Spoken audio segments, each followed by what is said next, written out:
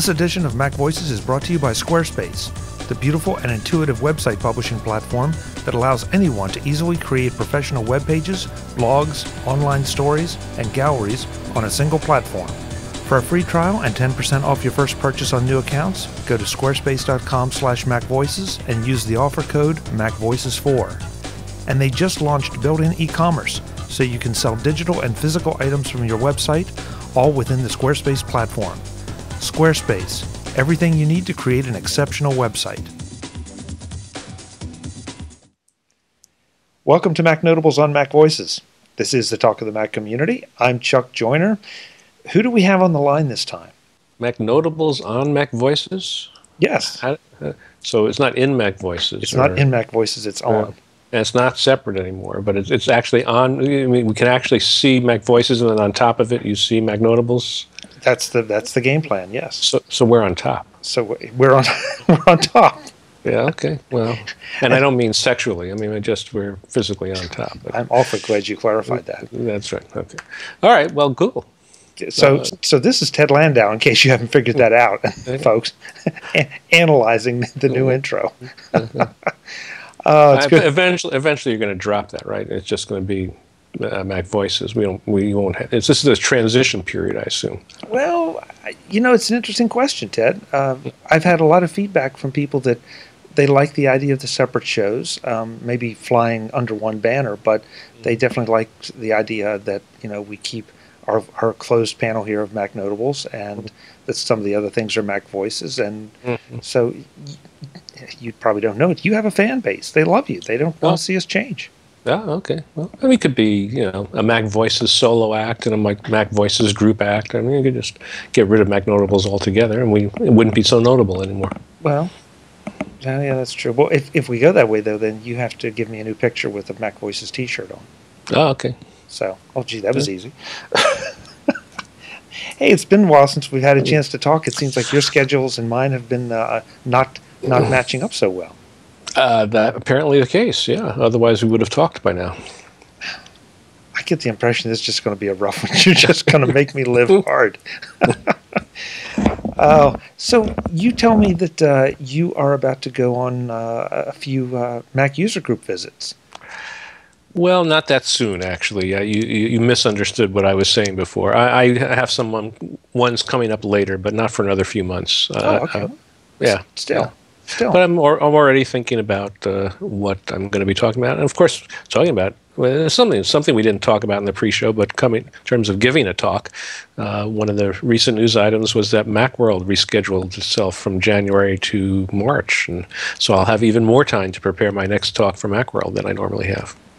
Yeah, I was glad to see that. I think that answers a lot of questions, solves a lot of problems, and I don't know. I hope it's as well received as I think it should be, because it's certainly, at the very least, it lessens the probability of winter travel problems, and that helps a lot. Yeah, some people I saw complain that it's now on their spring break, and that will cause some potential conflicts. But aside from that, it seems like a good rescheduling overall. At some point, Ted, it doesn't matter where you move something; it's going to conflict with something. It's just that's right. And there's this little detail of needing to rent Moscone Center for so that's not just sitting there waiting for you to say, "Oh, I'd like to borrow it this week." Right. Well, I guess it's a question of how people prioritize it. Back in the days when Macworld Expo was in the beginning of January, which was inconvenient for lots of people in lots of ways, in terms of just after the vacation, CES, New Year's, winter travel, all that sort of stuff. People made do because it was considered to be so essential to be there that you scheduled your life around it. The question will be, is that going to continue to be the case? Will people go out of their way if it's inconvenient to come here, or will only the people who find it convenient come to Macworld Expo?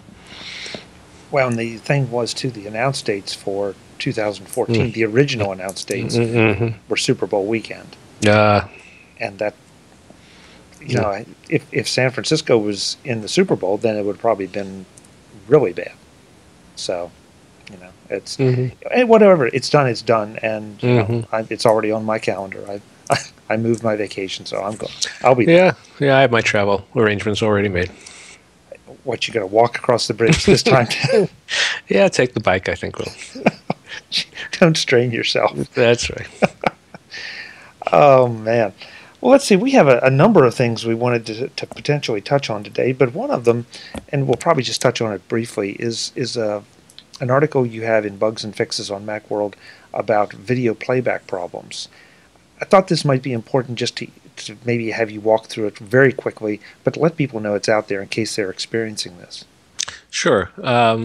It's another example of which we could talk about many if we really wanted to get into it, of some of the problems that can be caused by Apple's sandboxing. And it's not a big problem, and perhaps, I mean, if you were defending sandboxing, you would say this is just the sort of thing that happens in the transition period, when some applications aren't expecting sandboxing to be present and some are, and it will all pass after a while when all the apps get updated and have a similar set of expectations. And that's probably true. But what was happening is, and Bonk Software, which makes numerous video and photo related applications, was particularly bothered by it. There were apps their apps were crashing. They were getting. I spoke to them about it after I saw the PR about this new app that I'm going to tell you about in a second. So I asked them, for more details about what was going on, and they said that there was a significant number of we're getting a lot of reports of their apps crashing, and a significant number of them were traced to this particular cause. And what seemed to be going on, or what was going on, is that users could separately, having nothing to do with Bonks, separately install what are called QuickTime components or QuickTime plugins. Generally, probably the most well-known one is Flip for Mac. What is it? Yeah, that's and it's the one that's the Windows media player, allows you to play WMV files very easily through QuickTime and so on. And these install component files in a QuickTime folder in your library folder, and anytime, not only when you launch QuickTime, but more importantly for Bonks, when you launch other apps that use QuickTime video, these components are activated and come into play. And what was happening was that some of these components, particularly older versions that predated the Mac App Store, that some of these components did not recognize the new rules of the road, so to speak, for sandboxing. In particular, an app can require the component might want to use a temporary file, and sandboxing doesn't allow for other apps to access these temporary files. And there was also an issue of exchanging some images from one app to another. The component might want to access an image from the app. The QuickTime component might want to access an image from the app, the Bonk software app, say. And again, this wasn't allowed directly from sandboxing. And what would happen is that these components would then crash because they were trying to do something that they fully expected to do that had worked before sandboxing came along, and now it suddenly wasn't working. The app got upset and crashed, and sometimes, according to Bonks, they would also crash the actual Bonks app itself, because Mac OS X would treat the problem as a general problem with the application that was running, not so much the QuickTime component, and so everything would just crash. And then people would call Bonk software and say, I don't know what happened, your iStop Motion application just crashed, and I don't know why, and so on. And so these were the sort of complaints that they were getting. And so they looked into it, and they indeed discovered that it was this QuickTime component issue. And so to help users out, they released, I believe, yesterday or the day before, maybe today's Friday, yeah, probably Wednesday, I think. They released a free utility called Sandbox Cleaner. And what it does is it checks your drive for potentially conflicting QuickTime components, and if it finds any, it identifies them for you and instructs you to either disable the component or to go to the developer's website and get a new version that is compatible with sandboxing. And that's basically it. Sounds simple, but boy, that kind of thing can be annoying, and you never know. You think you did something wrong. So that's real good information. That's real good information. Mm-hmm. That I did something wrong is usually the last consideration that I assume could be the case. I usually assume it's Apple, the apps, bad karma, something. Eventually, when I rule everything else out, then I consider the possibility that I may have screwed something up. I can understand that, and my assumption is that I've done something wrong. So I guess that's the difference between being Ted Landau and being Chuck Joyner. And actually, that's on my list too. Before I get to I did something wrong, I consider that Chuck did something wrong. Thank you. I'm honored to be on your list, Ted. That's right. Thanks a lot. That's way ahead of me actually doing something wrong. Yeah, no question about it. Hey, I did want to go back to the user group thing for just a second, because we sort of skipped over that. And I just wanted to point out that when someone like you shows up to a Mac user group to give a presentation, it's not just like off the cuff.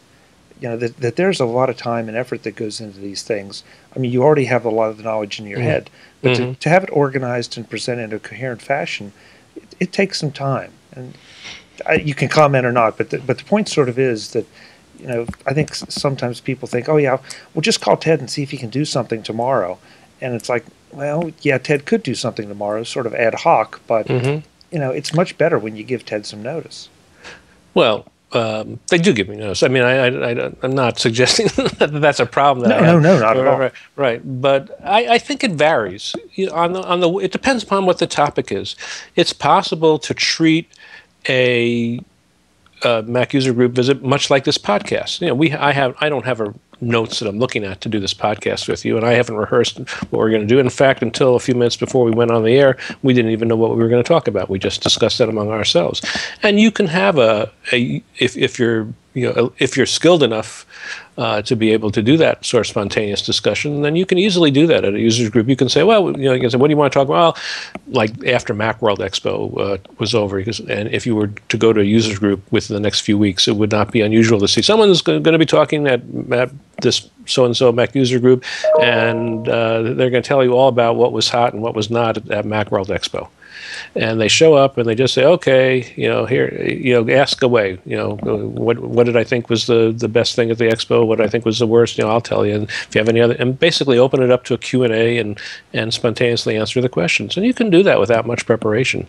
On the other hand, if you say you're going to talk about some specific topic, like the 10 ways to get the most out of Photoshop, or how to avoid problems with system crashes, or whatever more specific topic like that you want to get into, then you pretty much, yes, I agree with you. You want to have a prepared talk, like you were giving a talk at Macworld Expo, with PowerPoint, with some sort of slideshow presentation, keynote, PowerPoint, whatever, or a series of demos that you have planned. But you really should have thought it out, and ideally even rehearsed it. Yeah, I found there's nothing like rehearsal. Anybody who thinks that they've gone over the talk in their head and they can do it without actually rehearsing it physically in real time, unless they are some sort of talk genius, they are sorely mistaken. Agreed, 100%. It's the people that do it and make it look so easy. It looks easy because they've practiced. It's like the downhill skier. Boy, it looks like there should be nothing to it. Yeah, go try it. You'll find out. Oh, they've done it before. The downhill skiers. I have that on good authority. I would think so. Ted, something else you're working on, and I know it may be a little early, but we can certainly discuss it because I've had a few thoughts on it, is free, that everything should be free, that nobody seems to want to pay for anything. And it bothers me a little bit. In fact, it bothers me a lot because I think folks are missing the point. And there have been a couple things in the last few weeks that have really sort of punched my buttons about this particular option or issue. Any particular thoughts that you have on this as to where it's going and what it's doing to us? Yes, it's a complicated thing. I tend to err on the side of wanting those things to be free, even though I know it's not very practical. There's a part of me that, well, let me back up and we'll get to that. But let's talk about the specifics of what we mean by that. And historically, the World Wide Web, the internet in general, especially the World Wide Web, had introduced the concept of free. I mean, you can date it all the way back to Napster, when suddenly you could get just about any song that was available on a CD for free. And of course, the music industry, understandably, was up in arms and wanted to put an end to that. And they've largely succeeded, though of course the music industry is in a lot worse shape now than it was back then, but they have at least stemmed the tide. Even so, you'll still find arguments about how music should continue to be free, and that there were ways to make money. Even so, there was you got me thinking, there was a TED Talk by Amanda Palmer, I think, who gave it, that I saw tweeted a couple of times, and I eventually watched it, in which she talked about how she ultimately, she walks through a whole series of steps that takes about 15 minutes to get there, but how she wound up at the point where she decided that giving away her music for free and just asking for donations if you thought it was worth it turned out to be the best way for her to go, and she wound up making more money from an album that her record label had ultimately decided was unsuccessful than if she'd stayed with the record label. And she said, instead of shoving things down people's throats, if you ask them for help, it'll often work out. So I'm not saying there shouldn't be money involved, but in her case, it was saying, I provide for free, but there is a voluntary payment that you could make.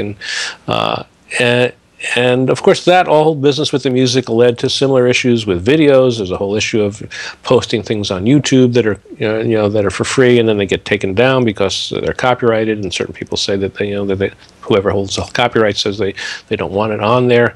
It's a tough tide to stem because it's so easy. That's the problem. Back in the old days, back in the old days when, if you had, say, not even very old, but if you went back to the days of VHS tapes, for instance, if you had a VHS tape, if you had if you had a VHS tape and you wanted to give a copy of it to your friend, it was a major hassle if you could do it at all. There was some copy protection built into the tape that you had to be able to break, and then you had to have a tape-to-tape copier. I mean, this was not an easy thing to do before digitalization of it came along. And certainly, if you wanted to give copies of it to several thousand, hundreds of thousands of people, it was virtually impossible for an individual to do. But now, you can just take a movie that you have on your Mac, and with a minimum of effort, if you wanted to give it a try, even though it would be illegal, you can post it online somewhere and have millions of people get it in a matter of minutes. And so it's the ability to do things for free has gotten so darn easy that it becomes much more tempting and practical to do it, and that's part of the problem. And so, yes, there's this problem with movies. And, of course, and more recently, I was just reading an article, I think it was in our local, appropriately enough, free newspaper, one of those weekly alternate newspapers that we have. It's called the East Bay Express. And I believe that was where it was. And they had an article that was talking about the problems with the newspaper industry. And they were saying that in recent years, recent months really even, there has been a resurgence among newspapers to erect paywalls and make premium content available only if you pay. I think the article mentioned that the Los Angeles Times was doing that, and the San Francisco Chronicle was attempting it to some extent. And they were basically saying that it was probably, except in for a few newspapers like the New York Times and the Wall Street Journal, it was probably too little too late.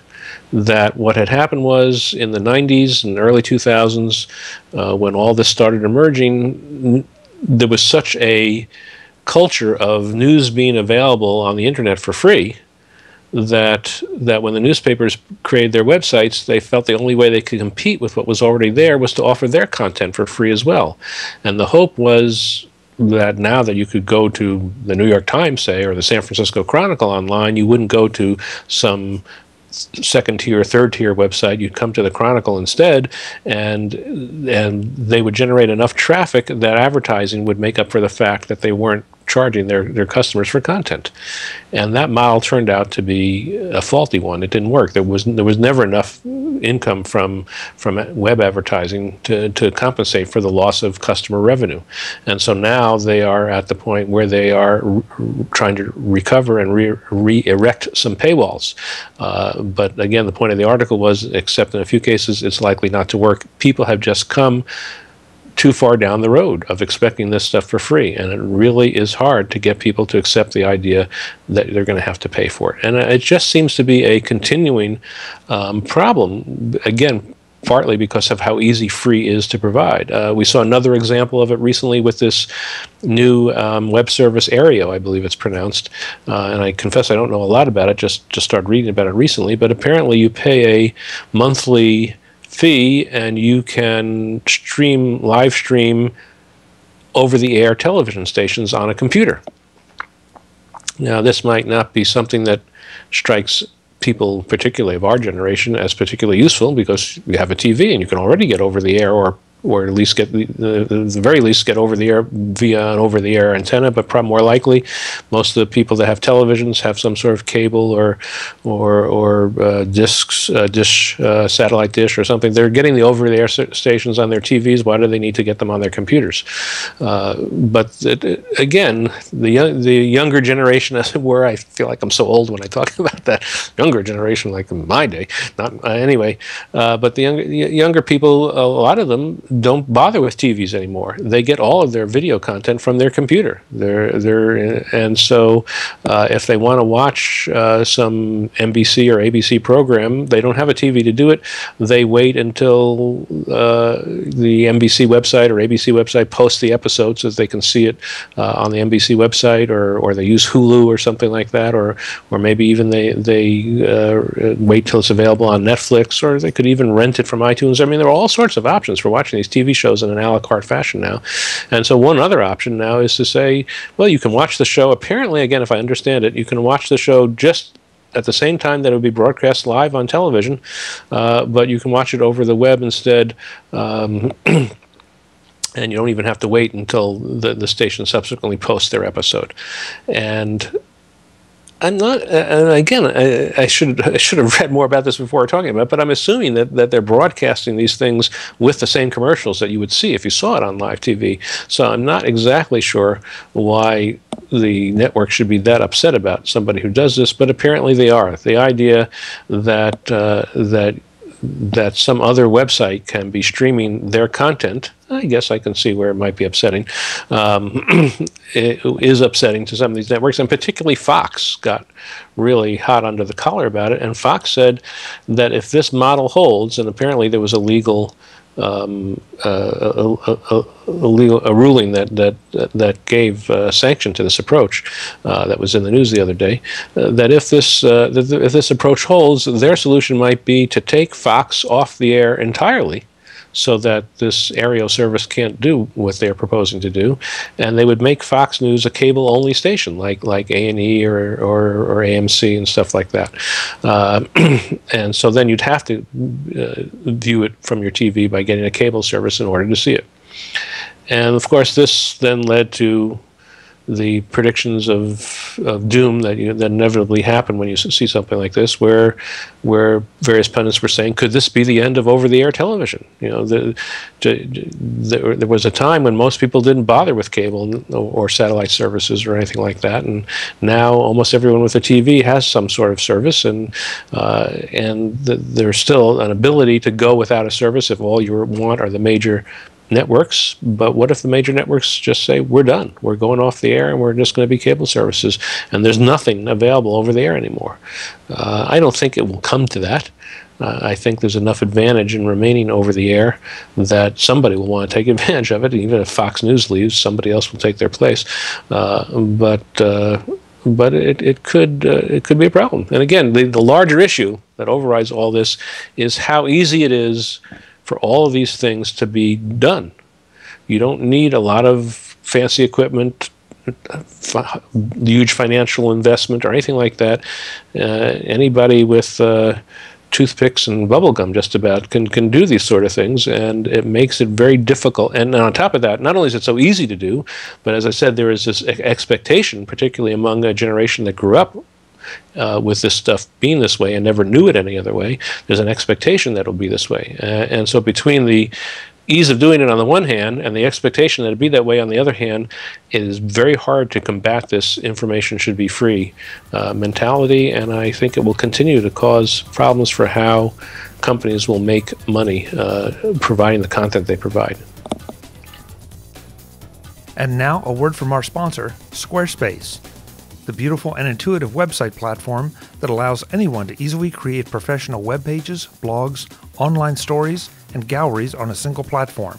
Simply start with one of Squarespace's award-winning designs, add images and content, anything you'd like to sell online, then connect your social accounts, and you'll have a website that looks great on every device. All Squarespace accounts come with award-winning 24/7 support, as well as cloud hosting and real-time analytics. If you sign up for a year, they even give you a free domain name. Whether you're a creative professional, business owner, or blogger, Squarespace makes it easy to bring your ideas to life.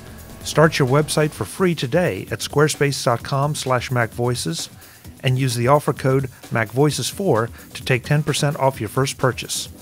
Squarespace, everything you need to create an exceptional website. It's interesting that you bring this up now, just coming back from NAB, and I don't want to take this too much in that direction, but I sat through a number of sessions, and my interpretation, and it is an interpretation, is that at least some members of the broadcast industry are scared because they've seen their audiences decline. They're seeing them continue to decline, and there's a good reason for it. They're not delivering the way people want to see things. I didn't say what they want to see. That's a matter of taste, but how they want to see it. There was a time that broadcast TV was on the left hand and movies were on the right. The two only met in the occasional spin-off from one to the other, and they were your distribution channels. That was it. If you wanted video programming, that was it. Now, you've got a lot more options. You're right about the free part. You've got a lot of free options. Now, to be clear, the over-the-air service that you were talking about, you do have to pay a subscription for that. Right. So it's not completely free, but it starts to get a little bit closer to the a la carte thing that we've talked about for so long. It's really fascinating. One point though I wanted to bring up, and I think it's interesting because it struck me the other day. I had one of the morning shows on. I don't remember which one, and they were showing the viral videos of the week, and I thought, wow, you know what? I think they are they helping to slit their own throats? I mean, for a while it was the online content that would reach out and say you would have a podcast about a new TV series that was hot. I think there was a Lost. I know you were a big Lost fan, if I remember correctly. There was a Lost podcast, so it was video. Excuse me, it was broadcast TV driving new media. Now it's interesting to see what many would consider new media starting to creep back and drive broadcast TV as it is right now. But the pricing thing, everybody has to make money to survive and to put on some of these things. It's just interesting that you're right with the digital part. Your VH tape example was great. I mean, it was a hassle, and you had a degrading in quality. Now it's not a hassle, and there's no degradation. What do you do with that? What do you do with that? Yeah, it's difficult. I'm a big. I think we may have talked about this once before, but I'm very much in favor of the a la carte service. I didn't used to be. Years ago, when they talked about making all the models, say, where even within Comcast, where instead of having Comcast have their packages, you could just pick and choose what stations you wanted to watch. And I said, gee, that sounds like a terrible idea to me because there was a lot of serendipity involved in what I watched. Sometimes I would just browse, and I would go to the History Channel, and I thought, oh, look, I discovered some interesting shows on the History Channel. And if I actually had to pay for the History Channel separately, if I actually had to fill out a form with a checkbox that said, did I want to pay $2.95 a month to get the History Channel, I probably would have said no. But because it was included in my package and I had it whether I liked it or not, I occasionally went to it and discovered some interesting things. And I thought that was useful. And I felt like if you went to an a la carte service, that would be lost. And a lot of stations, perhaps like the History Channel, though I think that has its own fan base, there were a lot of stations that would just go under. Some very good ones would just go under because people wouldn't pay an a la carte fee to get it. And that may still be the case, actually. I'm not totally sure that's wrong. But in recent years, I've just decided that I know from my own habits, I really don't watch a lot. I don't do as much serendipitous viewing anymore. There's just so much that I want to watch that I know about that I don't have time really to just go browsing anymore. And so what I want is to be able to watch the shows that I know that I want to watch and watch them when I want to watch them. Live sporting events may be a little bit different, and news a little bit different, but for anything, any scripted sort of show or any pre-recorded sort of show, that's what I want to do. And I would love it, for instance, as has been talked about in the news recently, if the HBO Go app could be gotten independently of whether you have a cable service or not. That you could, then people who wanted to watch Game of Thrones or whatever could just watch Game of Thrones on HBO and not have to worry about whether they have a cable subscription. And I'm all in favor of that. I know that HBO has problems with it, and certainly Comcast and the other services have problems with it. But from my end, if they did it, and a few other stations that have shows that I watched did that, so that I could get what I wanted on my computer, and especially now with ways that you can easily get computer displays through AirPlay and things like that to bounce back to your TV. I'd give up cable in a snap. And there are few things in this world that I would love to do more than be able to tell Comcast to go shove it. I really despise them, not so much because they're so terrible. I mean, their service is decent. The internet, internet service I get from them is quite nice, and that's not the part that I have a big complaint with. But their TV service stuff drives me up a wall. It seems so overpriced and difficult to decipher, and every month I get a bill that's a different amount, and they have this stupid system, and they even acknowledged it the last time I called. I'm starting to get off on this now, but I had complained a while ago that my bill had gotten ridiculously high again for like the umpteenth time, and they said, well, let's see what we can do. So, well, we have, we can give you this discount, and they dropped the bill by about $80 a month,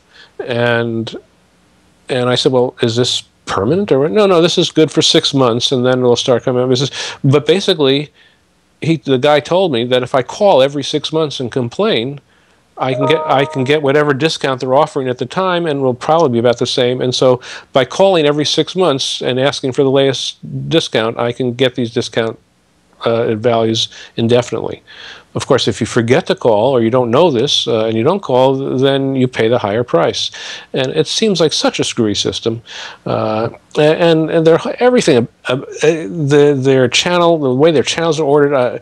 I want to watch, if you have HBO and Showtime, say, and Encore, those largely premium movie channels, it would be nice if they were in the same section of the channel listing, but they have them divided up in some screwy way where there's a shopping channel in between, and I mean, it makes it very difficult to browse through the stations that you want, unless you set up favorites, which I suppose you could do, but it makes it very difficult to browse through the stations you want without having to go through a bunch of stations that have no relevance. There's absolutely no rhyme or reason to why the station are ordered the way they are, and that Comcast can order the stations any way they want. It's not as if they're locked into some screwy arrangement. This is the way they've chosen to do it, and so, at this point, I would be happy to dispense with Comcast, and the sooner they find a way to do it, the better. And what you were saying before, by the way, is certainly true, and that is increasingly people are not interested in watching a program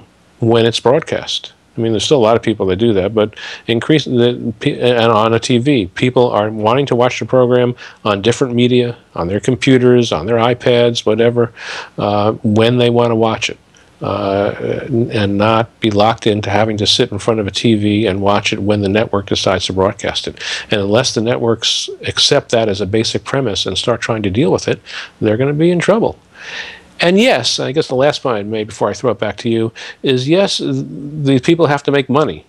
and there are things that are happening that reduce their income from what it might have otherwise been. In some cases, really threaten it. But I don't always think the answer is, therefore, you have to prop up the way things used to be. So, here's the way we used to do it, and here's something that's come along that says we can, the customer can do it some way that bypasses us. We have to put in an obstacle that prevents them from bypassing that, so that we can go back to forcing them to do what we did before. That's not the answer. The answer is to accept that at least some things are going to be different, and find a way to make money in the new world, rather than trying to resurrect an endless number of obstacles to keep things the way they were before. How can I disagree with anything you said?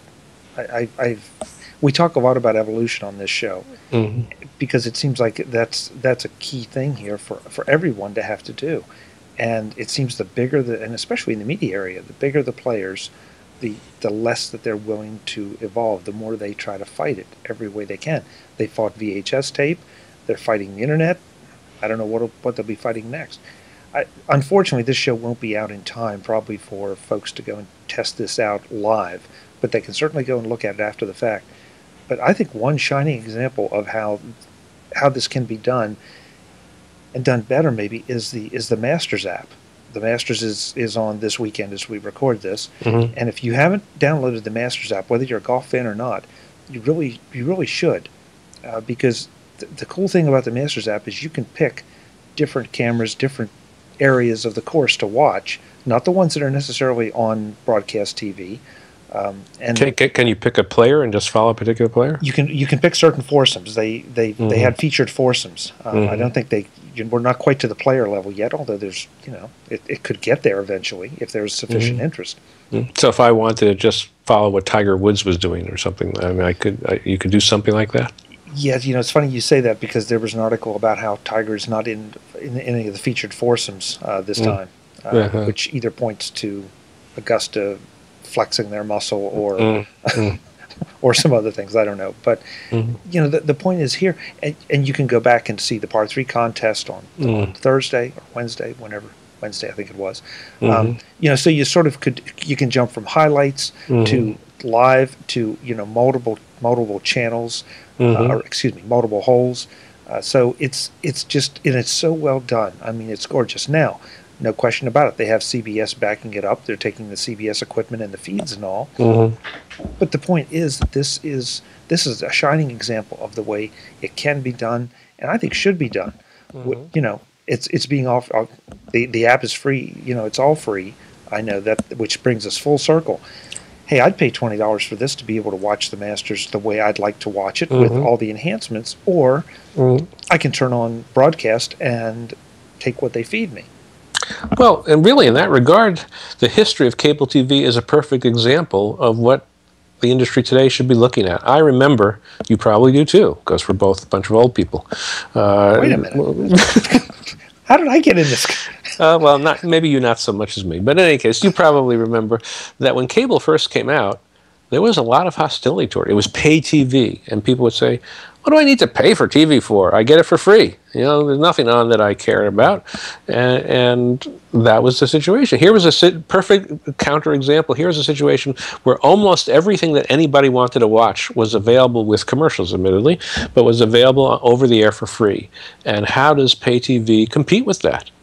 And they did, and they competed with it so successfully that there's now a totally new model in place where almost everyone that owns a TV today, at least in this country, has some sort of cable or satellite dish or optical fiber service, and people are paying. I'm, like myself, with very little effort, I have a television bill that easily goes over $100 a month. Whereas a while ago, I was getting television totally for free, and I've been convinced it's worth me paying this money. And I think that's the point, that you can introduce a new model and find ways to get people to pay for it, unfortunately, hopefully in a way that isn't quite as obnoxious as Comcast's solution, as we were talking about before, but still get people on board that it's worth paying for something if it does exactly what you want.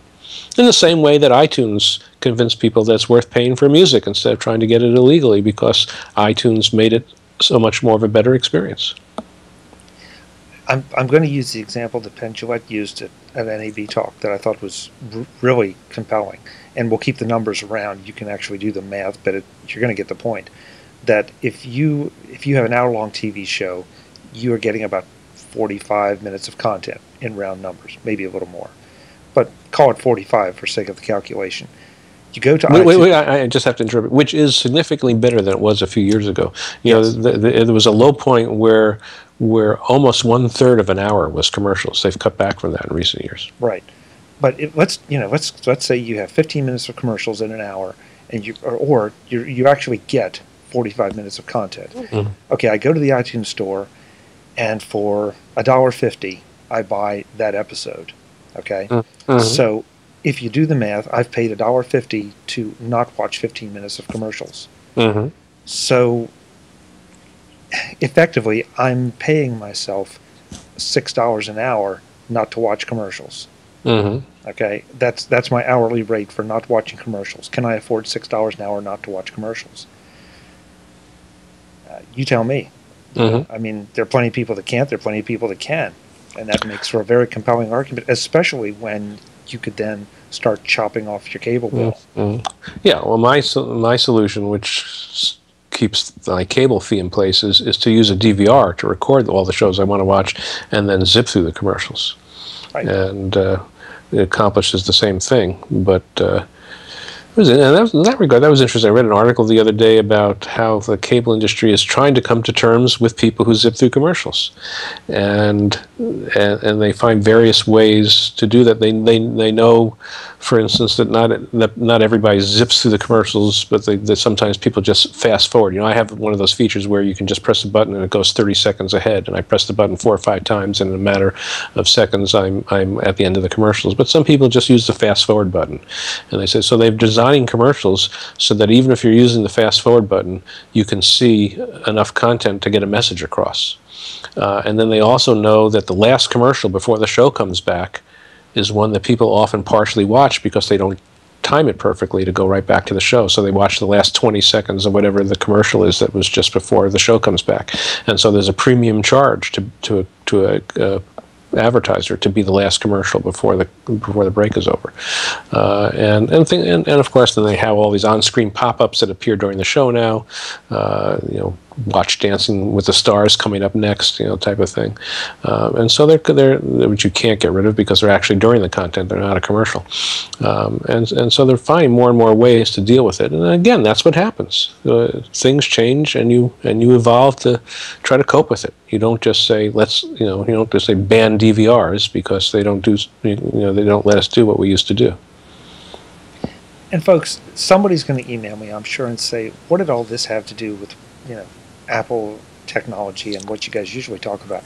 It has a lot to do with it, because it's sitting at the center of this controversy are things like the iPad, the iPhone, the Apple TV. These are the tools that we're all using now to consume media, or a lot of us are. The tools that we will be using to consume media, along with some other companies' products, but it's all important. You need to think about it, I guess, and figure out what you're doing, where you're getting your content, and where you want to get your content. And Apple TV certainly plays a role, a very big role in my house, actually. And here's one example from just yesterday. Roger Ebert's memorial tribute was yesterday at a Chicago theater. They had a whole bunch of people offering eulogies, essentially, and they showed some clips from Roger's television appearances and stuff like that. My wife was particularly interested in watching it. It was broadcast on a live web stream from Roger Ebert's website, and she didn't want to sit in front of a computer and watch it. She said, "I'm in the kitchen. I'm doing some stuff, getting ready for dinner, I'd like to be able to just watch it on the TV that I can see from the kitchen. Can I do that? She asked. And I said, well, I said, oh, yeah.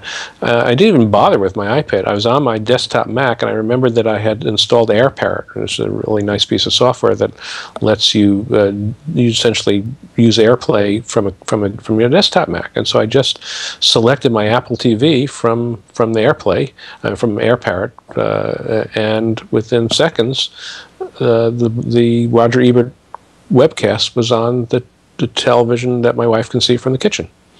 And I mean, it's just mind-boggling when I think about it. 5-10 years ago, the thought that I could do something like that would just be unthinkable. We have gotten to the point where not only, like we were talking about just a moment ago, where you can watch stuff when you want it, but where you want it, in both directions, and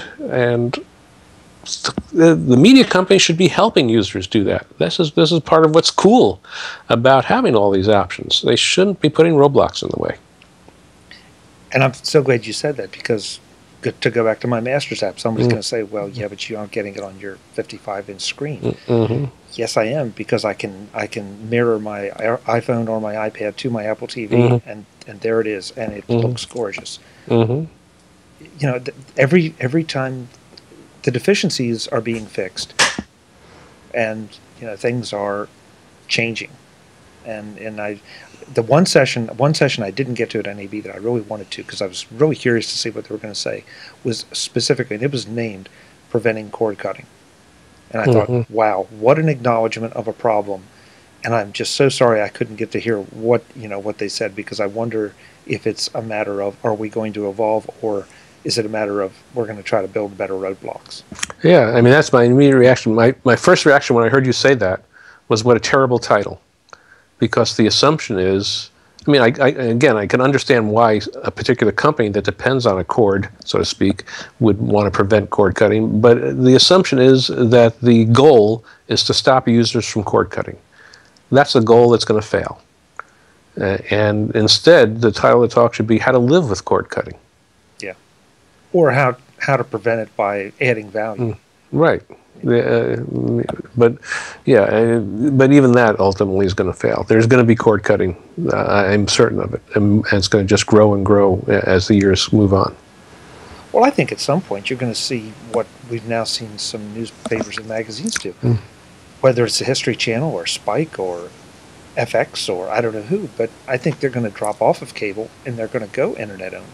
Mm-hmm. And they're going to sure, you're going to have advertising. They have to monetize it in some fashion. Mm-hmm. Well, I take that back. Netflix is already doing it, because Netflix is commissioning their own shows now. Mm-hmm. And actually, the advertisements, assuming they don't get out of hand on the internet, in a way favor the company. There was a TV show that I record normally with my DVR, and for some reason the DVR got screwed up and it didn't record this particular episode, 1 week only.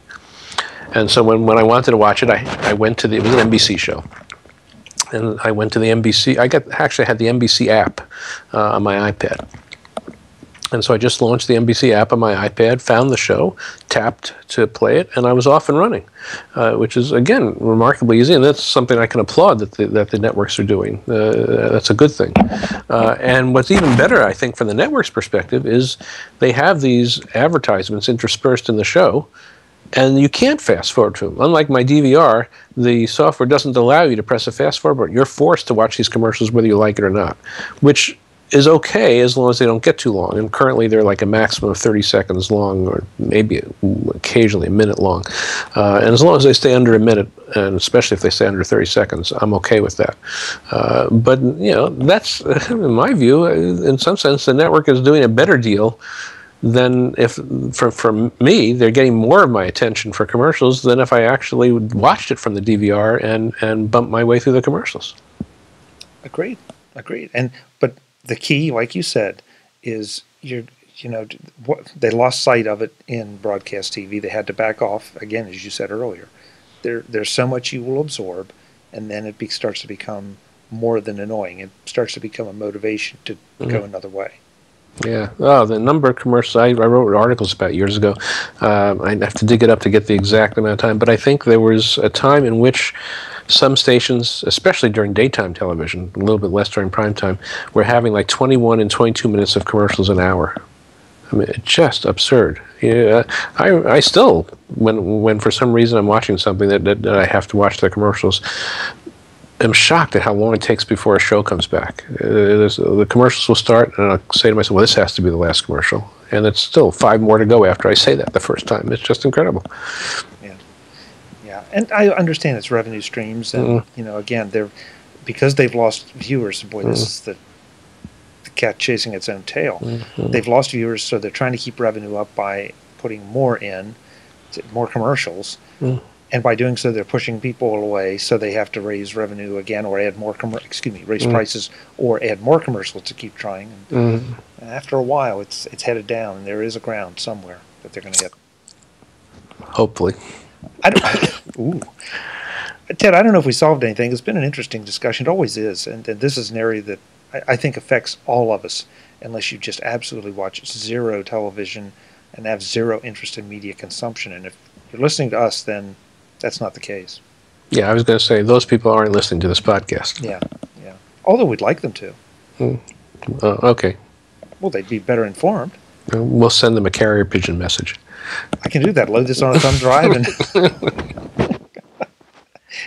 Hey, Ted, thank you so much for the time, as always. I'm glad we were able to connect again. And try to keep back on schedule now. Oh, okay. So it's not going to be another 9 weeks before we do this again? I hope not. Okay, cool. I hope not. Okay. Folks, thank you. A couple things, as Ted said, if you've been visiting the Mac Notables website, it's still there. It's still going to be updated for a little while, but please consider jumping over to the MacVoices website and logging in and subscribing there. That's where Mac Notables is on top. Where Mac Notables is on top. Yes. And also, I've mentioned it before, but we're doing a weekly newsletter now just to give you things that are going on behind the scenes and also keep you up so you know that Mac Notables is on top. So it's all right there on MacVoices.com. And that's my advertisement for this show. Okay. And it was less than 30 seconds. Cool. So Ted didn't object. All right. But someone's going to skip over it. I'm sure. Ted, thanks again. Okay. It was good talking to you. We'll do it again soon. Absolutely.